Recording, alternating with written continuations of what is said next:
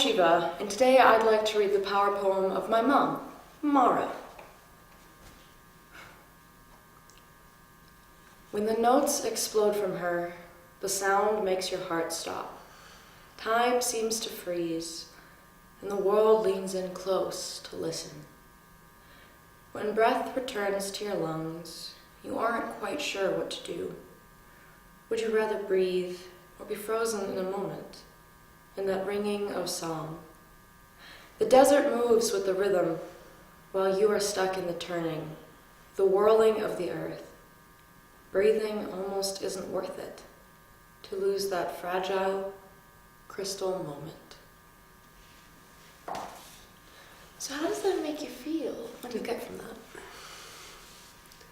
Okay, the first moment you started reading, it was like a golden shower of little stars weaving like a coat around me, and then it felt like that coat started immersing into me, and it became part of me, and the words picked up on this energy, and it was like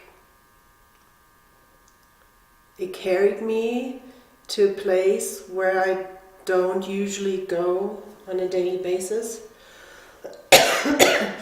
But through, I think also through, not only through the words, but through you reading it, it was connected, with the words connected and the energy connected with myself so much that I think from now on it's more like this is my everyday and not so much only for a special occasion. Mm-hmm. Nice. Mm-hmm. I agree, it's so nice. Any questions you have about the poem or for me?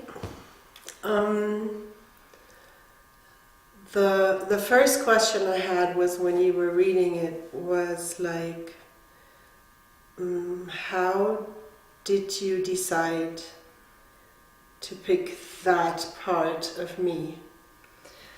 Well, when I was writing the poem, I sort of was thinking about you, of course, and I was thinking, well, what's something about MaRa, not just my mother, but MaRa, that kind of makes me stop and think, wow, what's part of her spirit that really hits home for me, that connects with some part of me, and it's like I'm in awe.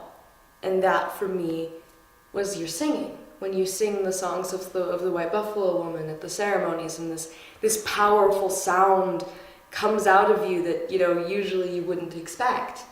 And then that was just something that resonated so strongly with me that it was the only thing that I could write about. Thank you. You're welcome. And another question for me is, is there something specific I can do with this poem other than allowing that energy to, just be me or become part of me? So is there something else I can do? What can I use it for? How can I use it in my daily life to support that? The poem is a sort of point of guidance and a point of stability. It's like a constant reminder of where you are and where you're going. Okay. It's like when you read that poem, it sort of tells you, hey, look at you, look at yourself.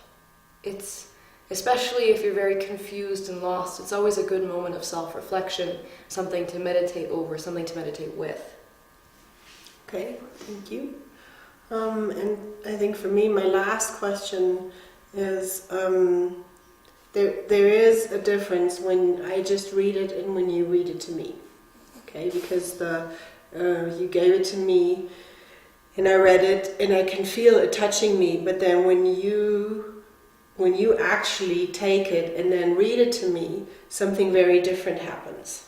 Okay, because the energy was much more, not intense, but it touched me much quicker.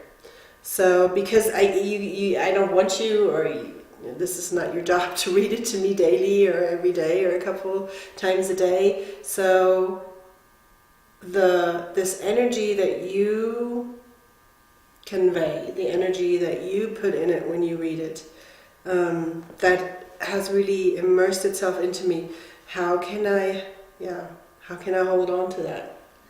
Well, I mean, something that we are planning to do, because we realize this too, we realize that when I read it, something different happens, is that I'm going to make a recording of myself reading this, and that if you ever feel like you can't quite get that energy again, you can listen to that recording and you can remember what that feels like. And it's just, I mean, eventually it will stay with you, it will become part of you, just as all energy does.